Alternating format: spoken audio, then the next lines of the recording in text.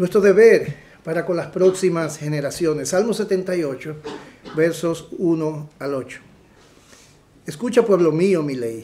Inclinad vuestro oído a las palabras de mi boca.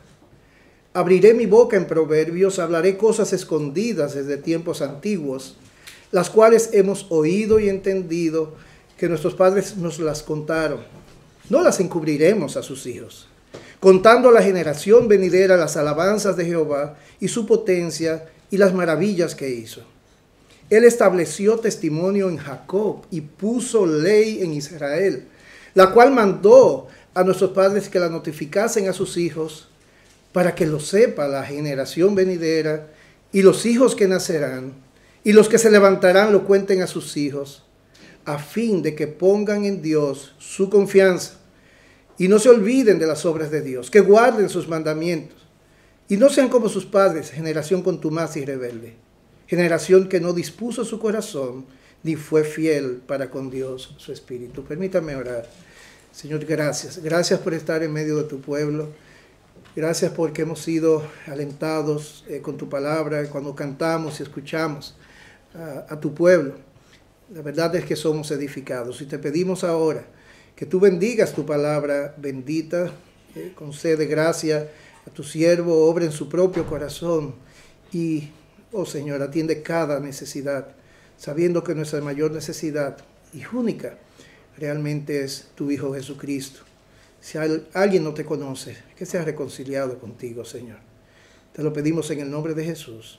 Amén. Amén. Nosotros hemos convertido prácticamente este salmo, estos primeros 8 versículos del Salmo 78, como un lema que pretende enfocarnos, dándonos una visión de lo que nosotros quisiéramos que fuera nuestra iglesia en las siguientes generaciones. Porque Dios nos ha dejado instrucción. Una de nuestras grandes oraciones precisamente tiene que ver con qué debemos hacer, qué haremos con las generaciones. Podemos tener tantas buenas ideas, ¿verdad? Pero sabemos que la fe no se trata de buenas ideas, no se trata de lo que parece razonable, no se trata de adaptarnos según los tiempos para nuevas estrategias y poder llegar al corazón de nuestros hijos y las próximas generaciones. Dios ha hablado y cuando Dios habla, habla por siempre, ¿verdad? Él nos ha dado su palabra y hacemos bien en escuchar la voz de nuestro Dios.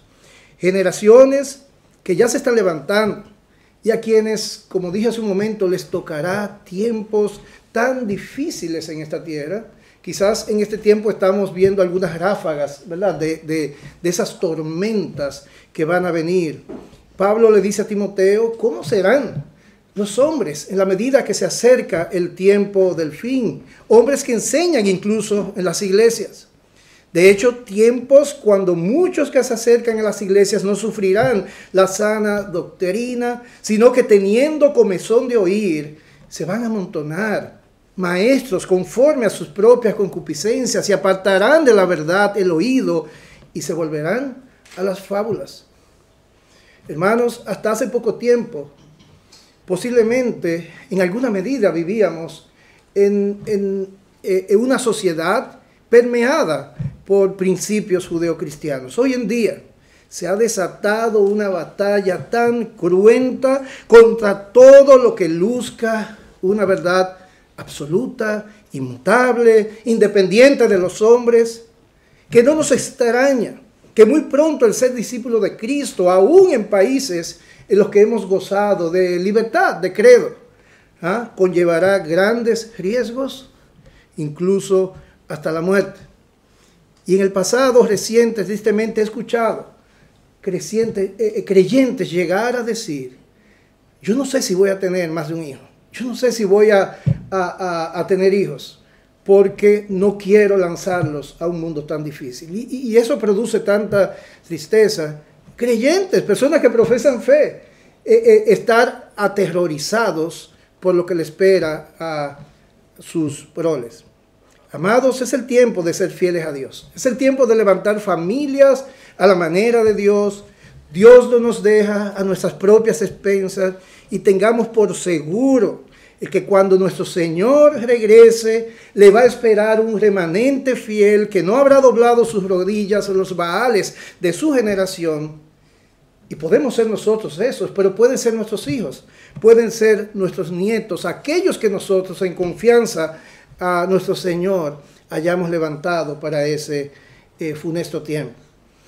El Salmo 127, que también es muy conocido, no vayamos allí, utiliza una figura interesante cuando está hablando de nuestros hijos.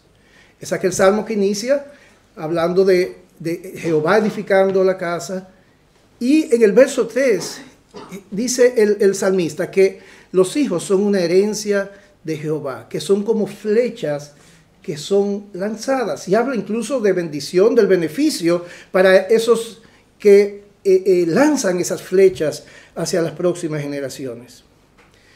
Cuando Dios encomendó a Adán y Eva que llenaran la tierra, se refería a verdaderos adoradores que se esparcirían en el futuro por toda la tierra.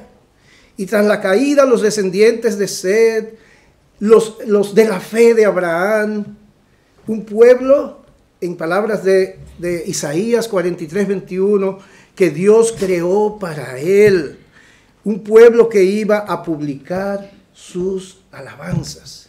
Esa es la calidad de esas generaciones que nosotros debemos lanzar para los años siguientes. Pero crear familias en el temor de Dios, levantar generaciones como Dios nos ha mandado en su palabra, es el medio que Él ha diseñado para que su nombre sea mantenido en alto hasta el regreso de nuestro bendito Señor y Salvador Jesucristo. Nuestros hijos son lanzados como flechas a las próximas generaciones.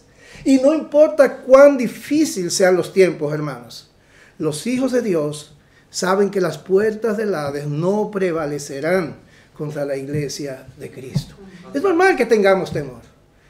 Jesús no recriminó o no amonestó a sus discípulos porque tuvieron temor. ¿Por qué estáis así? El apóstol Pablo entendía quizás que creyentes estuvieran muriendo y que otros estuvieran un poco confundidos o incómodos con la situación, pero no podían estar como aquellos que no tienen esperanza. Y creo que el Salmo 78 es la provisión de Dios para servirnos de guía hacia su visión gloriosa del fin. Pienso que el Salmo 78 es una pesada ancla que permitirá que nuestro barco permanezca firme ante las terribles tormentas que pretenden destruir a las próximas generaciones. Y a la luz de estos pensamientos, de esta larga introducción y mirando a nuestros hijos como flechas lanzadas a próximas generaciones, la pregunta que debemos responder es, o preguntas como esta: ¿cómo espero que esos pequeños, Mariel tiene hijos de 5, Teresa 1 año, ¿verdad? ¿Cómo ellos esperan, Walter y Mariel, o los preciosos niños que ustedes tienen, que esos pequeños niños enfrenten el mundo de aquí a 20 años? De aquí a 30 años. ¿Qué edad van a tener? Quizás 30 y tantos años. ¿De qué manera debo equiparlos hoy para que enfrenten ese mundo?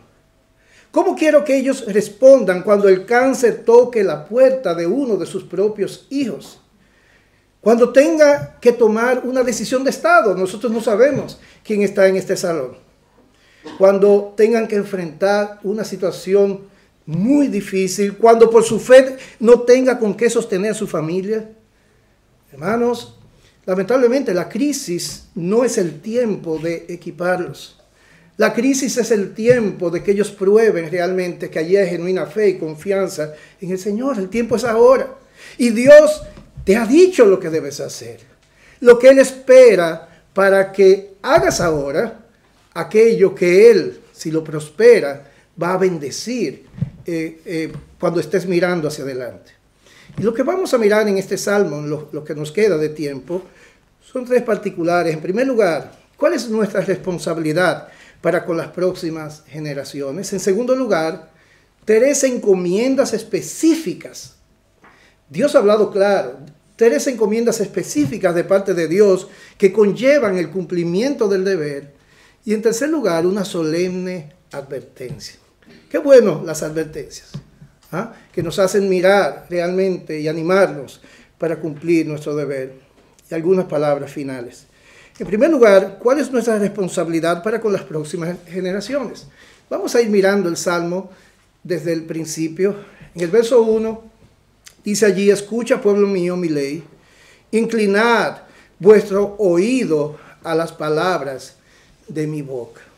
Este salmo, el Salmo 78, es un salmo de sabiduría. Es escrito para instruir al pueblo de Dios. El tema es la bondad y la generosidad de Dios para un pueblo que por demás es terco y rebelde. Y lo que hace Asaf, a quien se le atribuye este salmo, es que comienza pidiendo la atención del pueblo de Dios para que puedan escuchar, exponerse a la sabiduría. Toda palabra de Dios es relevante, pero hay ocasiones en las que Dios o los autores humanos nos llaman a poner especial atención a lo que sigue, porque es de vital importancia. Atiéndelo todo, pero especialmente a lo que te voy a decir. Salomón una y otra vez en su recopilación de los proverbios decía: hijo mío, oye, escucha esto, hijo mío. Jesús por su parte nos decía: de cierto os digo. Hay un énfasis allí. Quiero que escuches bien estas palabras. Y aquí está Asaf, llamándonos a atender con cuidado, prestar oídos a sus palabras de sabiduría. Y es que quien escribe conoce cómo el corazón del pueblo de Dios tiende a apartarse y descuidarse de aquellos deberes que son para su propio beneficio y para los suyos. Un pueblo que tenía grandes privilegios, pero que los menospreció. Un pueblo con un gran Dios, pero un pueblo que vivió por mucho tiempo de una manera miserable. Y es importante resaltar que el tema del Salmo no es la crianza, no son las próximas generaciones, no es principalmente un salmo acerca de esas cosas, no. Un salmo de sabiduría, como dijimos, pero la gran lección o preocupación del autor es solo una. Un siervo de Dios, James Montgomery Boyce, dice que el Salmo 78 es el más largo de los salmos históricos, pero su lección es que la historia no debe repetirse, que la gente nunca debe volver a ser incrédula. Lo que sucede es que Asaf ha visto el pecado y la apostasía en la historia del pueblo de Dios, un pueblo que fue introducido a una tierra de leche y miel, y lo que sucede es que una y otra vez olvidó a ese bondadoso Dios y pagó las consecuencias, sufrió las consecuencias. Y él sabe que la única manera de que este pueblo permanezca disfrutando de los beneficios de ese Dios es viviendo vidas como las que presenta el salmista 1. El salmista en el Salmo 1. Ese varón que da su fruto a su tiempo, que su hoja no cae, que todo lo que hace prospera, es, si cumple su encomienda, como forjador de generaciones que honren a Dios. Él lo sabe. Hermanos, la salvación es de Jehová. Es Dios quien transforma los corazones. Es Dios que da luz para ver las maravillas de su ley. Sí sabemos que es Dios que lo hace por medio de su Santo Espíritu, pero es Dios de medios también. Es el Dios que utiliza aquello que Él se ha propuesto utilizar para salvar, como la locura de la predicación. Dios, quien determina todas las cosas, determina también los medios que ha de usar. Y la manera, pudiéramos decir, ordinaria por la que Él se reservará a un pueblo fiel hasta la venida de su Hijo, es principalmente mientras hombres y mujeres fieles aceptan el reto de levantar esas generaciones. Y eso es lo que hace del Salmo 78, uno que nos anima para asumir nuestro deber de forjadores. Y luego de llamar nuestra atención en nombre de Dios, el salmista nos hace ver rápidamente que hubo una generación que sí fue fiel. Hubo una generación que honró a Dios, versículos 2 y 3. Él dice: abriré mi boca en proverbios, hablaré cosas escondidas desde tiempos antiguos.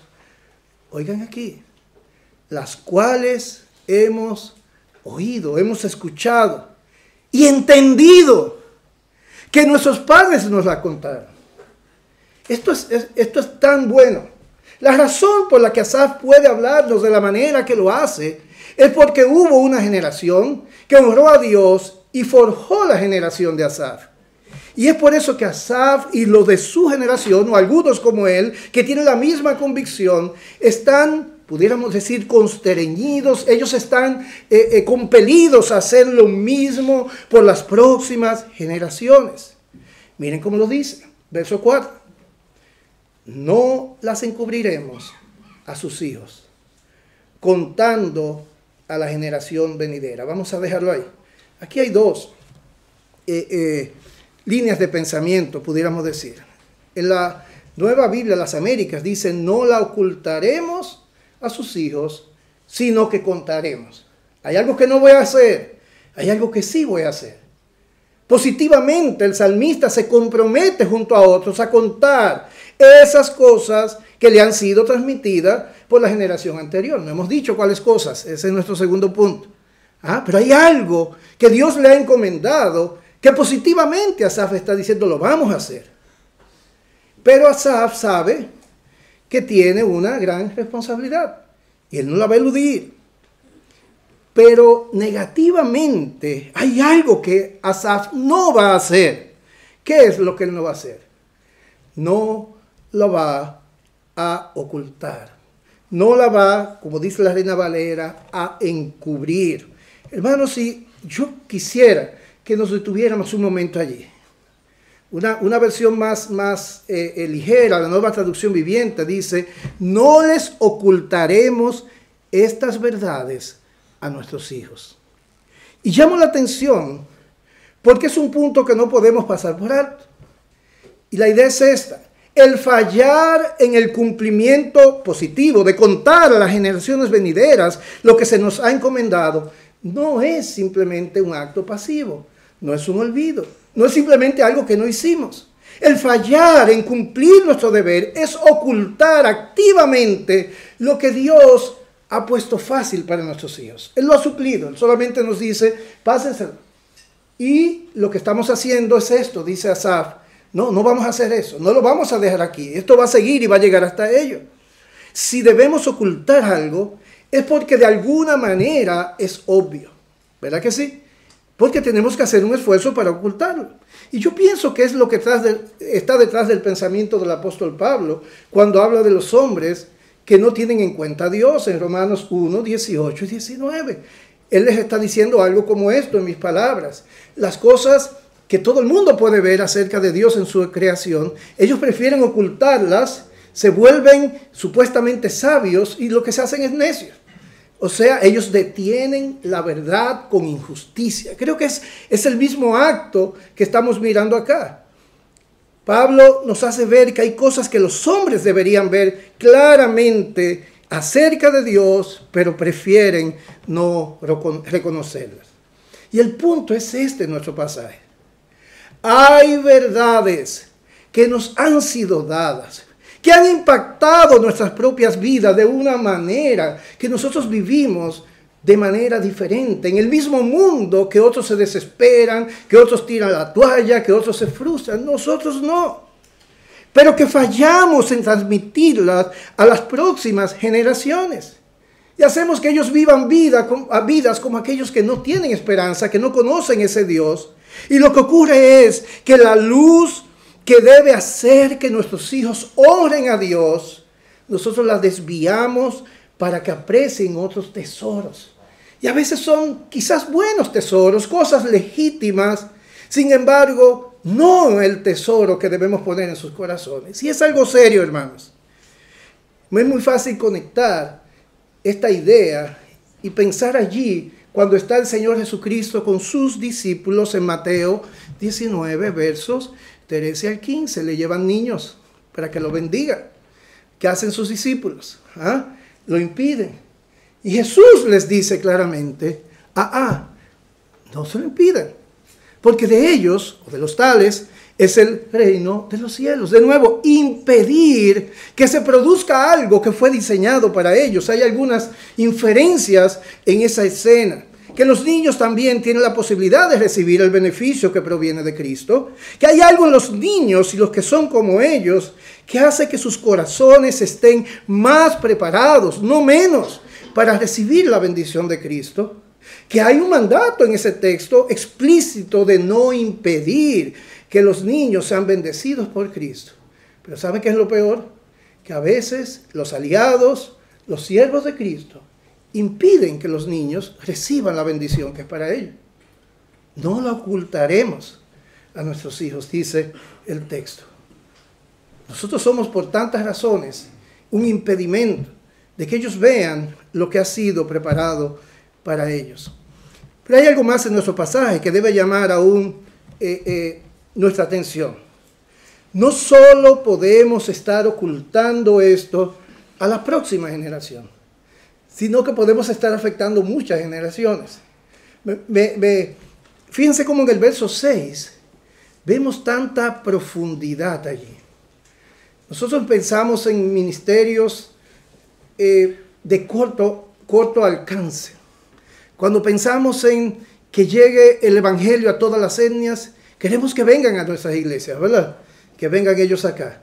Y cuando pensamos en dejar un legado, a lo sumo pensamos en alguien que estamos viendo ya encaminado en la iglesia. Pero Dios mira lejos, ¿verdad? Hasta los rincones de la tierra, donde, como el apóstol Pablo decía, donde el nombre de Cristo no haya sido nombrado. Y cuando Dios piensa en profundidad, piensa tanto como un Señor Jesucristo que dice, no te oro solo por estos, sino por los que van a creer, por el testimonio de ellos. El verso 6 nos presenta eso. Para que lo sepa la próxima generación, la generación venidera, y los hijos que nacerán, y los que se levantarán, lo cuenten a sus hijos. Nosotros a nuestros hijos, a los hijos que nacerán, y los que van a nacer a sus hijos. ¿Cuántas veces hemos orado así? A veces llegamos, quizás cuando tenemos hijos pequeños, Señor, concédele un buen marido, ¿verdad? Concédele esto. Pero estamos orando ya por los hijos o por los nietos o los que no han nacido, por generaciones y generaciones.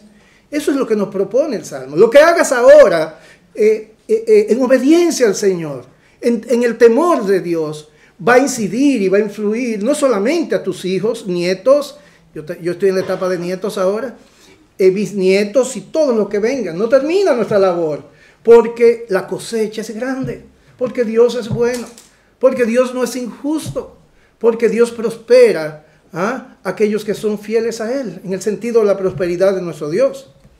Aquí hay una profundidad en el ministerio.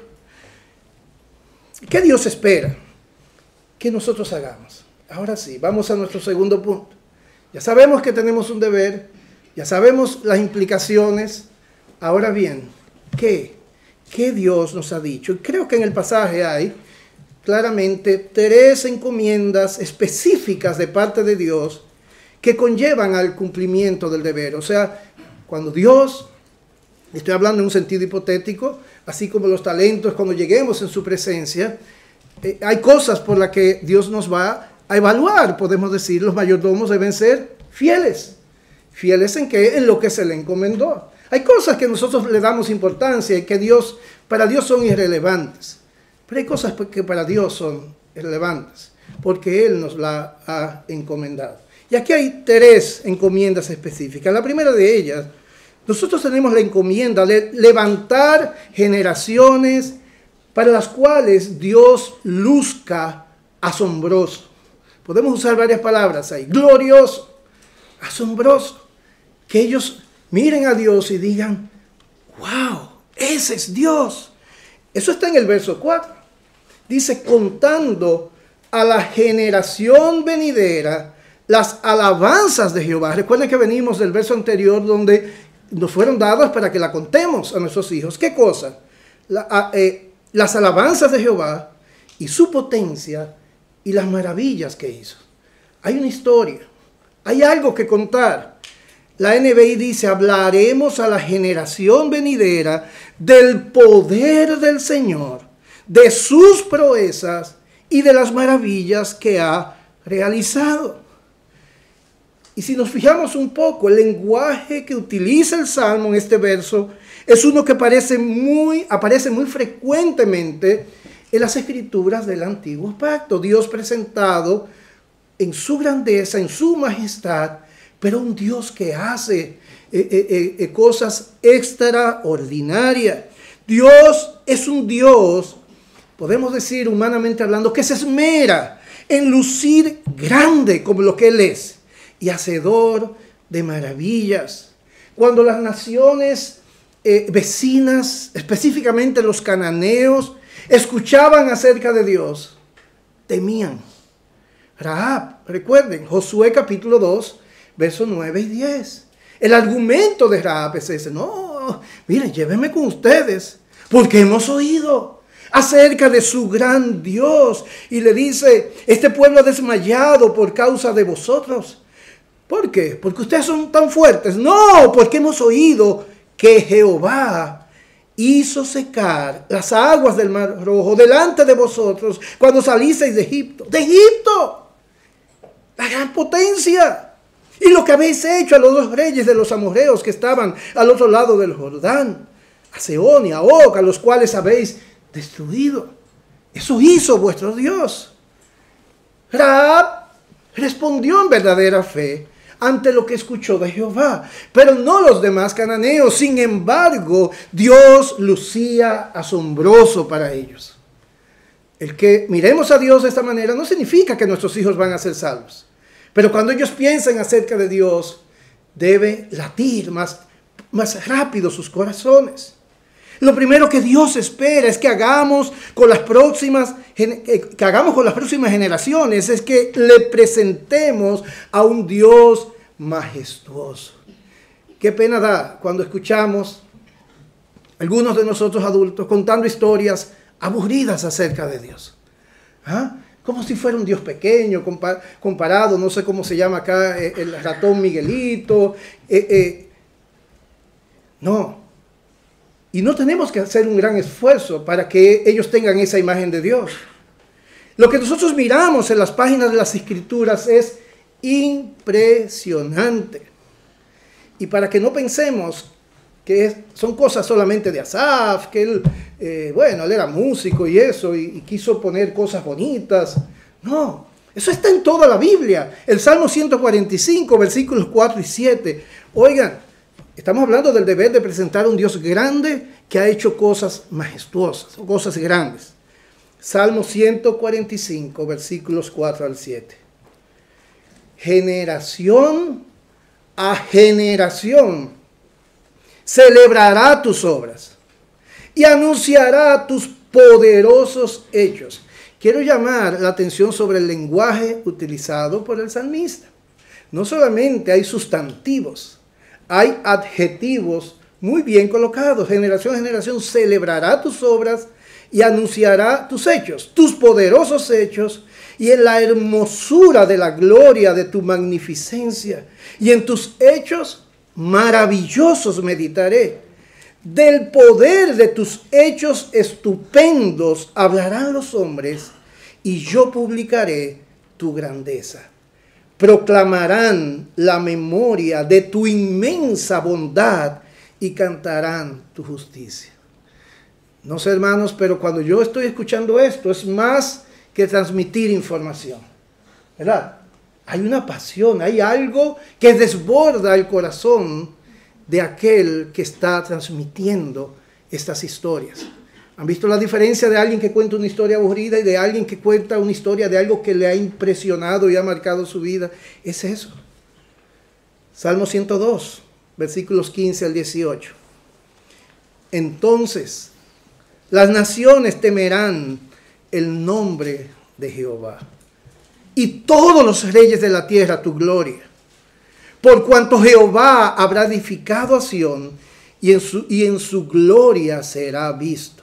Habrá considerado la oración de los desvalidos, y no habrá desechado el ruego de ellos. Esos son facts, esos son hechos, ¿verdad? Pero mire lo que dice ahora. Se escribirá esto para la generación venidera. El pueblo que está por nacer alabará a Jehová. Cuando nosotros transmitamos eso, cuando nosotros pongamos a Dios, a un Dios grande delante de sus ojos, los niños aman a sus héroes. ¿Es así o no? ¿Ah? Aquí hay un parque, Warner. ¿Ah? Y los niños quieren tirarse fotos con los personajes. Y por lo regular, nosotros lamentablemente, con relación a lo que Dios nos ha dejado, levantamos héroes débiles delante de nuestros hijos. Héroes que parecen que se colocan en un lugar muy alto, finalmente caen y nuestros hijos caen con ellos. Y nos preguntamos qué sucedió. Ellos los imitan, ellos quieren ser como ellos. Así que ellos caen cuando sus héroes caen. Y es lamentable que nosotros nos hayamos inventado una nueva traducción de la Biblia para niños, una versión a la que se le han arrancado páginas del Sagrado Libro y se le han colocado otras en su lugar. Y esto es así porque hay una manera de contar las historias a nuestros hijos que exalta a los personajes, a los hombres centrada en el hombre. Y hay una manera de contar esas mismas historias que honra y exalta a Dios. Hay una manera de contar las historias que al final ellos quieren ser como aquel niño David, que a pesar de ser pequeño y tener solamente una onda, pudo vencer un gigante. ¿Ah? O la labor impresionante de Moisés, o aquel niño que llevó sus panes y peces y puso lo poco que tenía delante de Jesús. Tú debes hacer así como ese niño. Y dirigimos sus ojos a personajes que están colocados allí precisamente para mostrar su pequeñez y poner nuestros ojos en quién debemos poner. ¿Y saben qué es lo extraordinario? Que la Biblia fue narrada con ese lenguaje que más bien subestima al hombre y exalta a Dios. Voy a poner solamente un ejemplo. Cuando yo era niño, casi ninguno de ustedes había nacido, se cantaba creo que hasta hace poco hay algo que se llama Superlibro, ¿verdad que sí? Que tiene canciones de niños. No sé si lo conocen por acá. Muy bien. Había una cancioncita que decía que un simple muchachito llamado David, que tenía una onda y giró y la tiró y el gigante se cayó. Obviamente, el gran ausente de allí es nuestro Dios. Lo impresionante de esto es que la escena o la historia de David con Goliat tiene 3 momentos. Si fuera una obra de 3 actos. El primer acto, precisamente, es cuando su papá lo envía, él va a chequear a sus hermanos allá para devolverse y darle un informe. Resulta que miren el lenguaje de David. Él se encuentra allí una escena, por lo demás, grotesca, inaceptable. Dice, ¿qué hará? Estoy en 1 de Samuel 17, versos 26, sí. ¿Qué harán al hombre que venciere este filisteo y quitare el oprobio de Israel? Porque ¿quién es este filisteo incircunciso? ¿Para qué? Para que provoque a los escuadrones del Dios viviente. La segunda escena está él frente a Saúl, que pretende darle su armadura para que de alguna manera él se pueda proteger, aunque sea que parezca allí un pedazo de carne sobre una armadura y el gigante no le haga nada, ¿verdad? Pero ¿qué le responde David? Versículo 34. Tu siervo era pastor de ovejas, de las ovejas de su padre. Cuando venía un león, un oso, tomaba algún cordero de la manada, salía yo tras él, lo hería, lo libraba de su boca, y si se levantaba contra mí, yo le echaba mano de la quijada y lo hería y lo mataba. Míralo ahí, fue ese león, verso 36, fue ese oso, un siervo, lo mataba. Y este filisteo incircunciso será como uno de ellos, porque ha provocado al ejército del Dios viviente. Y mire la parte que se quita normalmente de las historias contadas a los niños. Añadió David, Jehová que me ha librado de las garras del león y de las garras del oso, él también me librará de la mano de este filisteo. No se trata de mí. Nuestros hijos no tienen que ser como David. Nuestros hijos deben confiar en el Dios de David. Pero todavía David, en un tercer acto, está frente a Goliat. Y su discurso no cambia. Versículo 46. Jehová te entregará hoy en mi mano, yo te venceré, te cortaré la cabeza, daré hoy los cuerpos de los filisteos a las aves del cielo, a las bestias de la tierra, y toda la tierra sabrá que hay Dios en Israel, y sabrá toda esta congregación. Oigan esto, ¿por qué estoy yo aquí? Porque un niño, porque una onda. Sí, él piensa que lo estoy tratando como si fuera un animal, con una pequeña piedra, para que todo el mundo sepa que Jehová nos salva con espada y con lanza, porque de Jehová es la batalla, y Él los entregará en nuestras manos. Era obvio para todo el que estaba ahí que no fue David. Era obvio, menos para nuestros hijos. Porque nosotros les contamos historias que exaltan al hombre, y David luego pecó horrorosamente, hermanos, porque él era débil, fuerte era su Dios. Cuando él creyó, como nos dice el Salmo 30, que él mismo era. Allá decimos en República Dominicana, cuando alguien tiene un auto, una camioneta, creo que le dicen, para cargar, le ponen algo detrás. Mi propio esfuerzo. Eso decía David, yo soy grande. Todo esto lo he hecho yo con mi mano. Jehová se aparta un segundo, ¡guau! Y se desplomó. Ese es David. ¿Cuáles son los héroes? Solo Cristo, solo Dios. La verdadera piedad surge de querer ser como Dios, ser como Cristo. Todo lo demás es una burda imitación que se esmera en modificar la conducta y es legalismo estéril, hermano. Ese no es el camino. Una segunda encomienda. No solamente de hacer lucir a Dios grande delante de sus ojos, no tenemos que esforzarnos por eso, solamente ser fiel a las Escrituras, hacerlo con entusiasmo, conforme a lo que estamos leyendo, ser justos. Pero en segundo lugar, tenemos una encomienda, según este Salmo 78, de levantar generaciones alfabetizadas bíblicamente. Y a veces yo sé que hay personas, familias que dicen, es que ellos son muy pequeños para aprender Biblia y todo esto. Bueno, miren qué dice el verso 5 del Salmo. Él estableció testimonio en Jacob y puso ley en Israel, la cual mandó a nuestros padres que la notificasen a sus hijos. Ahí hay una encomienda. Tiene que hacer lucir a Dios grande, pero tiene que enseñarle Biblia. La Biblia, este pasaje obviamente hace referencia a aquel pasaje de Deuteronomio capítulo 6.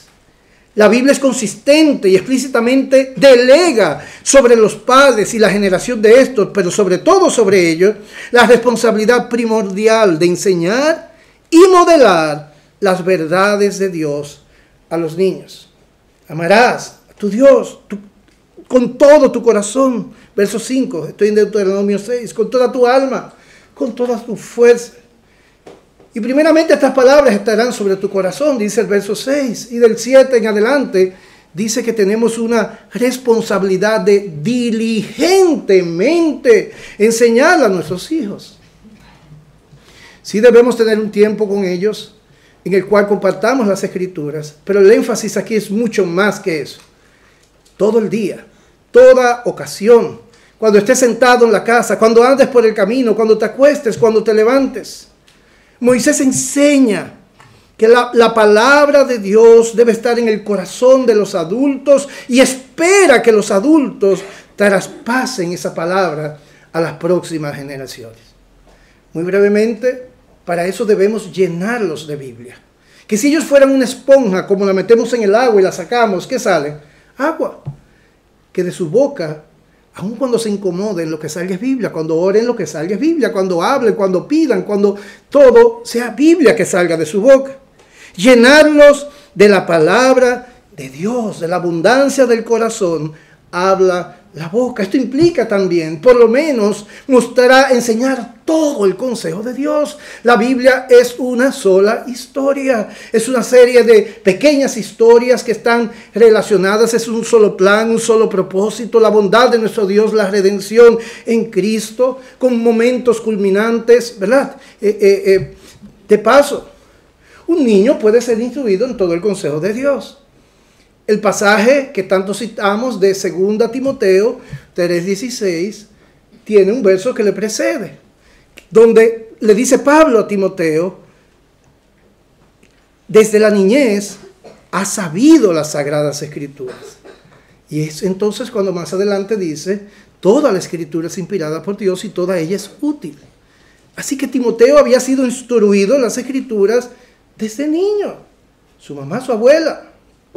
Y esto implica también la memorización de las escrituras, porque es indispensable para poder desenvainar la espada del Espíritu, las palabras que Dios utilizará al Espíritu Santo en el momento preciso, así como lo hizo el Señor Jesucristo al ser tentado. Desde que nosotros nos expusimos a estas cosas de una manera intencional, hemos estado todas las semanas aprendiéndonos versículos, toda la iglesia. Utilizamos los set de un ministerio que incluye 5 años de textos de todas las escrituras que puedan ser utilizados en diferentes circunstancias de la vida. ¿Cuándo? Cuando tienen 4 o 5 años. No, cuando cumplen 18 ya lo han pasado 3 veces. Cuando estén en la calle el Señor, esperamos, lo usará en su debido momento. Y es indispensable la meditación, la memorización para otra disciplina, que es la meditación. Como cité, Salmo 1, versículos 1 y 2, que medita en la ley de Jehová día y noche. Los niños pequeños pueden retener mucha Biblia. Y algunas de las excusas o de los obstáculos que los adultos tienen es, ¿cómo yo le voy a enseñar un texto que no entiende? Eso es muy difícil. Vamos a quedarnos con Dios es amor. No, es que eso es una visión corta, como si los estuviéramos entrenando para lo que ellos pueden consumir hoy. No son los psicólogos o expertos que se han detenido a mirar las etapas de crecimiento. Dios ha hecho a nuestros niños para que a muy corta edad puedan retener muchísimo. Y este mundo lo utiliza. Ellos le meten todo lo que quieren en sus mentes y algún día simplemente están adoctrinados. La mayoría de textos bíblicos que me sé, me los enseñó mi papá, cuando yo apenas tenía pocos años. Claro, él tenía un método muy especial. Él me daba 10 centavos cada vez que me aprendía algunos versículos.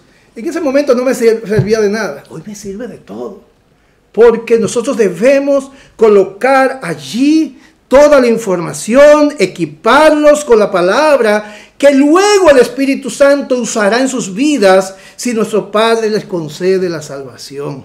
Hagámoslo como si dependiera de nosotros, pero en dependencia de nuestro Dios. Finalmente, en este segundo punto, tenemos una tercera encomienda. No solamente que ellos vean un Dios que luzca impresionante, asombroso delante de sus ojos. No solo llenarlos de información de toda la palabra de Dios, como lo hemos visto con los énfasis apropiados, sino que tenemos el deber, la encomienda de levantar generaciones que pongan en Dios su confianza. Verso 7.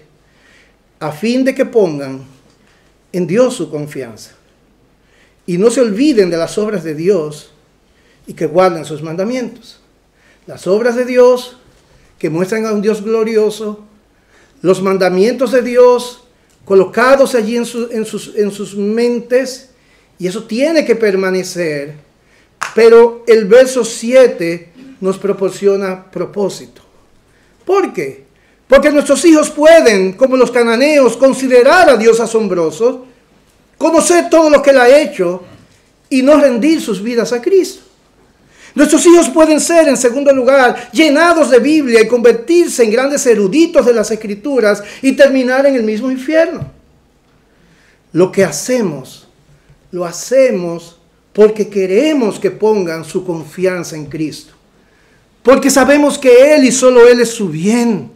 Y en eso fungimos como sembradores, como bien nos dice el apóstol Pablo en 1 Corintios 3, del 6 al 8, acerca de lo que él y Apolos hacen. Es Dios quien da el crecimiento, pero hay algo que nosotros hacemos como colaboradores. No le sumamos, Dios ha querido utilizar a siervos inútiles para hacer lo que Él nos ha asignado en la tarea. Jesús dice que el sembrador salió también a esparcir la semilla. La semilla es el evangelio. Hay un terreno, este se prepara. De eso se trata, hermanos. No robamos la gloria a Dios. Somos diligentes y rogamos por la salvación de las próximas generaciones.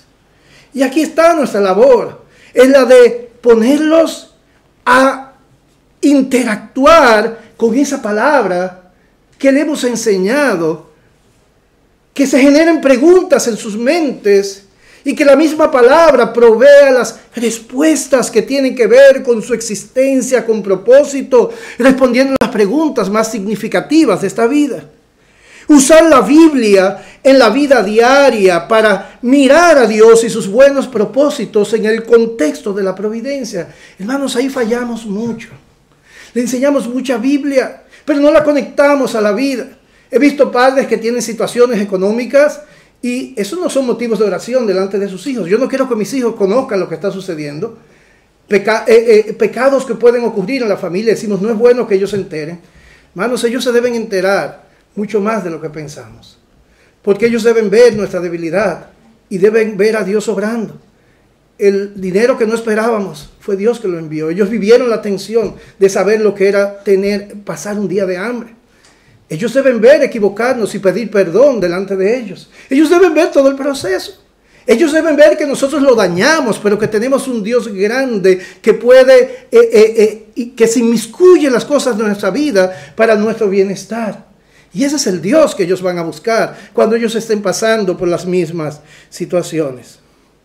Preparar nuestros corazones y sus corazones. Si miran la parábola del sembrador, no en este momento, verán que hay tal cosa como una tierra que recibe la semilla. Y nosotros tenemos que preparar nuestros corazones, preparar sus corazones para la palabra. Estas son las encomiendas. Pero el Salmo concluye, en tercer lugar, con una solemne advertencia. Antes me decían cuando era un niño, ¿tú aprendes a la buena o a la mala? No sé si se usa eso acá. Bueno, algunos somos animados solamente con decirnos lo que debemos hacer. Pero hay otros que somos animados cuando vemos las consecuencias de no hacerlo, ¿verdad? Sabemos de eso. Una solemne advertencia, verso 8. Y no sean como sus padres, generación contumaz y rebelde. Generación que no dispuso su corazón ni fue fiel para con Dios su espíritu. No podemos ver el verso 8 sin considerar el 7. Hay un propósito para que pongan en Dios su confianza. ¿Qué hacemos?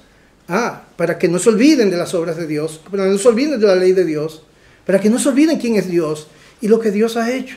Y las consecuencias es un desastre total. Nosotros vivimos criticando a las próximas generaciones. Estos muchachos no respetan, malcriados y todo lo demás. Esas generaciones son forjadas por generaciones pasadas. Nos quejamos de los roles de hombres, de mujeres, nos quejamos del irrespeto y el que los jóvenes no aprecian la sabiduría, las canas. ¿Quiénes le han enseñado eso? Ok, en el lenguaje del Salmo, ¿quiénes les han ocultado las verdades que ellos y los valores y los principios que debieron atesorar en sus corazones? Asaf nos advierte de que si no somos fieles en cumplir nuestras encomiendas, vamos a cosechar gran desgracia. Todos nosotros queremos lo mejor para nuestros hijos, ¿verdad? Pero fallamos tanto en decidir e ir en pos de aquello que realmente es lo mejor. ¿Qué sucede si no somos fieles en cumplir nuestras encomiendas? Quiero ilustrarlo simplemente con un caso real de las Escrituras. Por mucho, en el Antiguo Testamento, quizás el peor período que vivió el pueblo de Israel fue el de los jueces, el tiempo de los jueces. Desde que iniciamos jueces nos damos cuenta de las cosas que están allí. Conozco padres que dicen, bueno, mi hijo me preguntó de alguien que cortaron en pedazos, ¿cómo? Bueno, hay tantas historias extrañas. Pero antes de jueces está Josué. Y llegando al final del libro de Josué, cuando ya nos habla acerca de su muerte, dice el capítulo 24, verso 29. Después de estas cosas murió Josué, hijo de Nun, siervo de Jehová, siendo de 110 años. Y le sepultaron en su heredad en Timnath-Sera, que está en el monte de Efraín, al norte del monte de Gaz. Y sirvió Israel a Jehová todo el tiempo de Josué y todo el tiempo de los ancianos que sobrevivieron a Josué y que sabían todas las obras que Jehová había hecho por Israel. Y quiero llamar la atención acá. Cuando Josué sale de Egipto, era un adulto joven, ¿verdad? Y hubo alguien más que salió junto con él, de su misma edad, Caleb. Todos los adultos murieron. Nos dice la palabra, no entraron a la tierra prometida. O sea que ellos eran los más ancianos. Todos los demás, que ya eran los ancianos que sobrevivieron a Josué, eran discípulos, eran hijos, eran sobrinos, hermanos menores de la generación de Josué, de lo cual, repito, solo Josué y Caleb eran los adultos. Y lo interesante aquí es que Israel sirvió a Dios el tiempo de Josué y de los ancianos que sucedieron a Josué.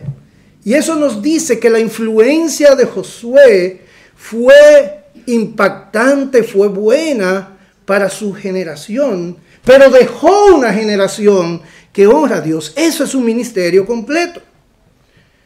Sin embargo, pasa poco tiempo, sí, ya llegamos al libro de Jueces, y en el capítulo 21, porque lo dice más de una vez, verso 25, dice: en estos días no había rey en Israel, cada uno hacía lo que bien le parecía. Y la pregunta aquí es, ¿qué sucedió? Josué fue fiel a Dios.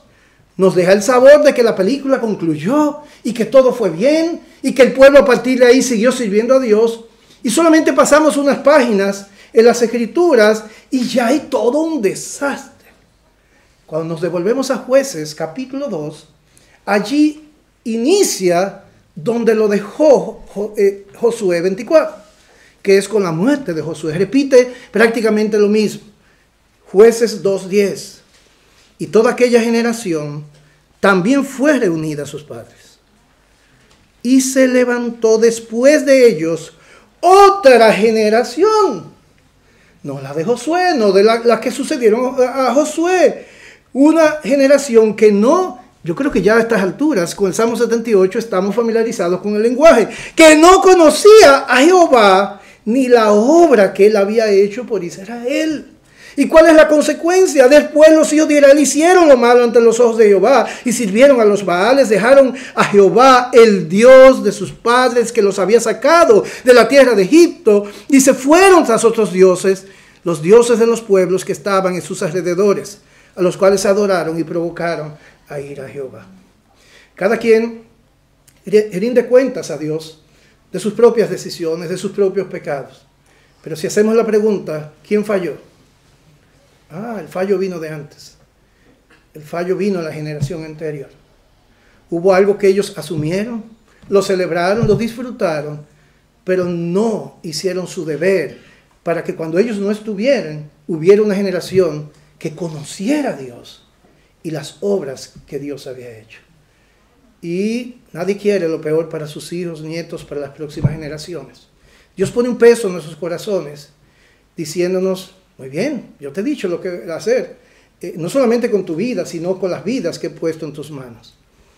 Unas palabras finales, hermanos. Esto no es para Asaf y los cantores y el pueblo hebreo de aquel tiempo, eso es para nosotros. ¿Y cuánto más en este tiempo? En primer lugar, es una ardua labor, la cual no somos capaces de cumplir con nuestras propias fuerzas. ¿Verdad que no? Eso lo sabemos. Dios me libre de poner una carga sobre sus hombros que ninguno de nosotros puede llevar. Siempre hay un sentido de insuficiencia y aún en la labor terminada debemos encomendarnos al Señor. Siempre lo haremos en debilidad. Las matemáticas de Dios no son como las nuestras. Hombres fieles tienen hijos que se apartan. Hombres malos tienen hijos piadosos. Porque en definitiva es nuestro Dios. Sin embargo, que nuestra incompetencia no subestime la gracia de Dios en nuestras vidas, sus promesas, porque nos ha dicho lo que debemos hacer y debemos ser fieles a Él. En segundo lugar, si reconoces y el Espíritu de Dios trata con nuestros corazones y tenemos una conciencia tierna y hacemos bien en responder bien, si reconoces que no has sido diligente en estas cosas, no excuses tu pecado. No digas, es que yo era recién, había venido a los pies de Cristo, pastor, pero yo no conocía estas cosas. No excuses tu pecado. Para eso está la gracia. Si confesamos nuestros pecados, Él es fiel y justo para perdonar nuestros pecados y limpiarnos de toda maldad. Cuando nosotros miramos, si somos honestos, los pecados y debilidades de nuestros hijos, nos vamos a dar cuenta que hay mucho, no solo de nosotros, no solamente cosas que vimos cuando eran muy pequeños y los dejamos pasar porque en el tiempo iban a ser resueltas. Vemos tanto que realmente nosotros no hicimos en el momento apropiado. Un hombre de Dios dice en uno de sus libros, he observado a través de los años que los padres tienen más culpa por los hijos rebeldes que la sociedad, que los compañeros, que cualquier otra influencia que los padres tienden a culpar. Muchas veces me encuentro con padres que han violado casi todos los principios bíblicos de la crianza, que buscan ser exculpados de su responsabilidad por la desobediencia de sus hijos. Termina la cita. ¿Estás haciendo hoy lo que debes hacer? Es tiempo de decir, Señor, en mi debilidad es lo que he hecho, perdóname, ayúdame. Te haré algunas preguntas. ¿Has orado lo suficiente por tus hijos? Primero oras antes de tomar una decisión que le competa. ¿Qué tomas en cuenta para tomar esas decisiones? ¿Estás capacitado para ser un buen padre? Cuando meditas en lo que Dios valora y aborrece, ¿cuánto meditas en eso? ¿De qué manera ellos entienden y estiman esas cosas? ¿Conoces cada una de las debilidades de tus hijos? Entonces, cuando va a enfrentarse a una tentación particular, ¿lo preparas apropiadamente? ¿Qué plan específico tienes a corto, mediano y largo plazo en cada caso? ¿Están trabajando juntos en esto? ¿Tienen tus hijos suficiente instrucción e información sobre cada cosa relevante? ¿Conoces las aspiraciones de tus hijos? ¿Por qué no estás de acuerdo con la profesión que has escogido? ¿De qué manera tú has incidido en esa preferencia? ¿Conoces lo que cautiva el corazón de tus hijos? ¿Por qué te extraña entonces la pareja que has escogido? ¿De qué manera tú o tu esposa han sido un modelo a seguir para ellos anhelar eso? ¿De qué manera han sido el estándar esperado por ellos? ¿Has vivido intencionalmente para ser un modelo para ellos? Son tantas preguntas que Dios nos puede hacer. Y vamos a darnos cuenta que quizás no siempre hemos invertido en aquello que es pan realmente. En tercer lugar, sé intencional, como si dependiera de ti, y espera en el Señor. Dios nos muestra eso en el Antiguo Pacto y animó al pueblo de Dios a ser intencionales. Haz de cada cosa en tu vida un monumento al que ellos puedan mirar y recordar quién es Dios y lo que Dios ha hecho. Voy a citar a vuelo de pájaro de tantos ejemplos que hay en el Antiguo Pacto. En Josué capítulo 4 se acumulan 12 piedras al lado oeste del Jordán. ¿Para qué? El texto dice, para que cuando vuestros hijos pregunten a sus padres el día de mañana diciendo, papi, mami, ¿qué significan esas piedras? Ellos hacen preguntas. Entonces le explicaréis a vuestros hijos diciendo, Israel cruzó este Jordán en tierra seca porque el Señor vuestro Dios. Ese es el lenguaje. Éxodo 13, allí está en el contexto de la Pascua, dedicar el primer recién nacido de la matriz. ¿Para qué? De modo que cuando tu hijo te pregunte en el día de mañana diciendo, ¿qué es esto? Le dirás, eso es la palabra de Dios. Con mano fuerte nos sacó el Señor de Egipto, de la casa de servidumbre. Deuteronomio 6:20. Siempre debemos obedecer los mandamientos y hacer lo que es correcto. ¿Para qué? Cuando en el futuro tu hijo te pregunta diciendo, ¿qué significan los testimonios, los estatutos y los juicios que el Señor nuestro Dios os ha mandado? Entonces dirás a tu hijo, Éramos esclavos de Faraón en Egipto y el Señor nos sacó de Egipto con mano fuerte. Éxodo 16:22. Poner un gomer lleno de maná en el arca y mantenerlo a través de sus generaciones. ¿Para qué? Para que vean el pan que yo os di de comer en el desierto cuando os saqué de la tierra de Egipto. Levítico 23:42, un ejemplo más. Vivir en tabernáculos durante 7 días. ¿Cuál era el propósito? Para que vuestras generaciones sepan que yo hice habitar en tabernáculos a los hijos de Israel cuando los saqué de la tierra de Egipto. Yo soy el Señor vuestro Dios. ¿Somos así de intencionales? Haciendo ahora lo que les va a beneficiar los momentos cuando tengan preguntas y no tengan a dónde mirar. Cuarto lugar y finalmente, en Cristo siempre hay esperanza. Últimas instancias, no dependes de lo que corras, sino del Dios que se deleita en salvar. Si bien el padre del hijo pródigo es Dios mismo, una paternidad perfecta, la escena de un hijo que se aleja por años y años, que menosprecia la fe, que parece aborrecer toda la instrucción y todo lo que recibió en su hogar. Y después de que su vida se convierte en miseria absoluta, todo gastado, sin embargo, regresa a su casa. Nos enseña que ese no es necesariamente el fin de la historia cuando confiamos en nuestro Dios. Quiero concluir con una pequeña anécdota. Nosotros tenemos un joven allá en la iglesia por el cual su papá oró por muchos años. El papá se llamaba Luis Jiménez, un hombre que si lo mirábamos no tenía mucho que darle. Vino a los pies de Cristo, entrado en años.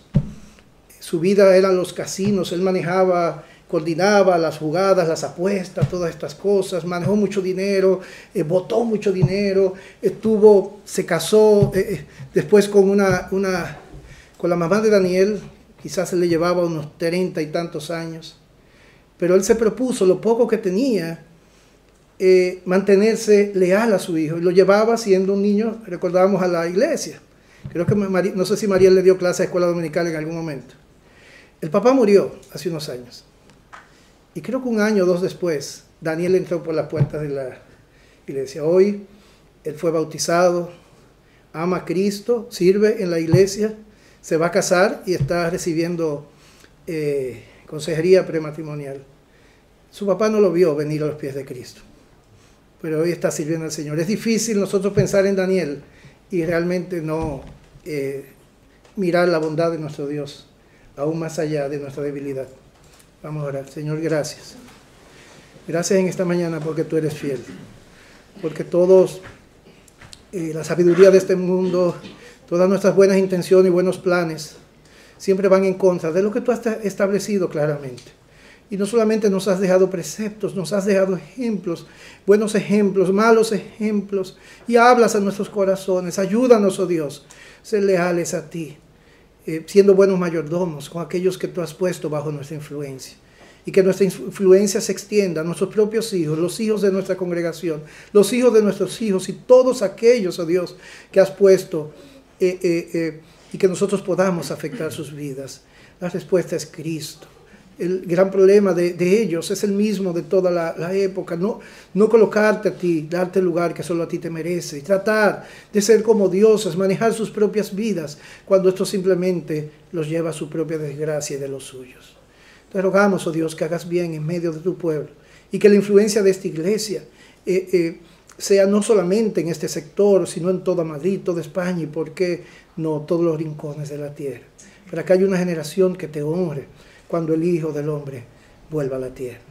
En el nombre de Jesucristo. Amén.